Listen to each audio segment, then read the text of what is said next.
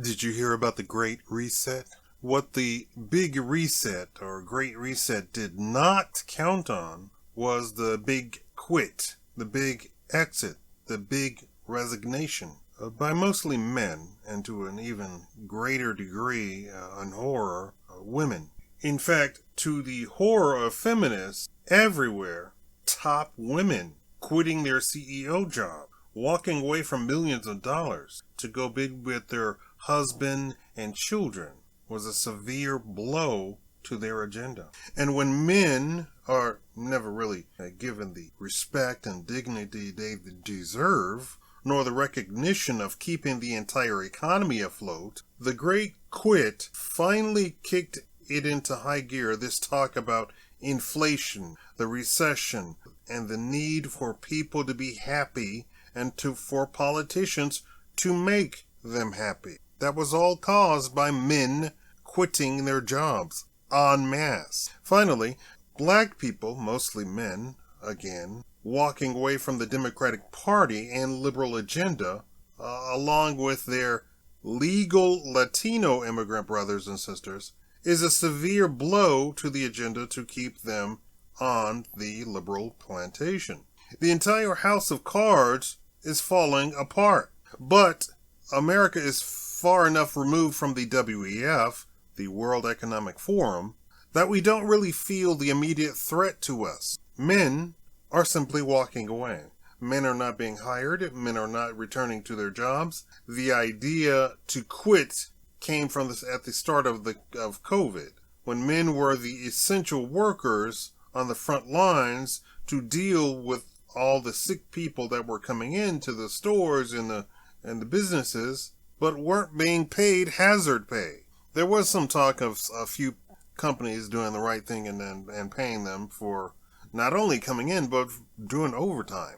But here's a funny thing that happened on the way to the Coliseum. Companies discovered they made more money when only men worked in the crew. I want you to pause and think about that for a minute. Efficiency went up. Goods sold per hours went up. And guess what they also started doing in response? They started raising the wages to attract the best workers to come work for them. The market did that on its own, without any laws being passed. Imagine that. And I want you to think about all of the pro-communist, pro-socialist people saying that we have to have a minimum wage, blah, blah, blah. And just for a second, just to completely get off script, minimum wage has been the most racist thing in the history of the country. Minimum wage. You know why? Because it pays racist people to be racist, to not hire black people. Why? Because then you can say, well, I hired the best person for the job. It just so happens that 100% of the people I hired for the best people for the job were white. Minimum wage did that. Do you know also the history of it? The history is that black people came from the South looking for jobs and offered to do the same work as a white man for $1 less. Hold on, you're not understanding. $1 less is equivalent to something like $4 an hour less today. Who wouldn't take that deal? So when the black men came from the South to go work and they offered $1 less, they were being hired. Except for the people who didn't want to hire black people, period. But what could they do? Their competition was eating their lunch. Why? Because they were hiring the black people who worked for $1 an hour less.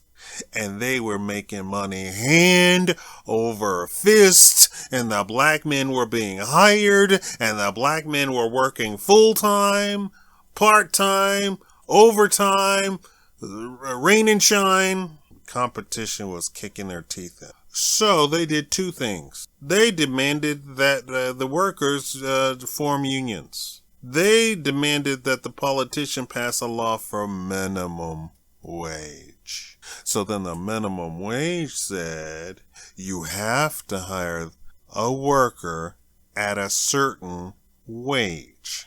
and nobody can come in and negotiate a lower salary. You want to hear something funny? During the Obama era, when the economy was horrible, but everybody wants to praise Obama, but the economy was terrible and horrible, some people were hiring black people at a lower than minimum wage. And the black people were being hired at a time when nobody was hiring. You do remember that they were firing hundreds of thousands of people every week nationwide, and millions every month nationwide.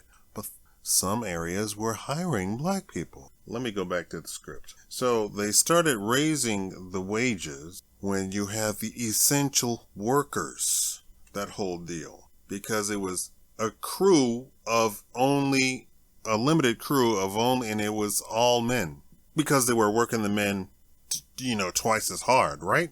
When you reduce a crew from 30 to 6 people, and you have something like 2 people per shift, and it's 3 shifts in a day, those guys were humping, and the efficiency actually went up. Productivity went up.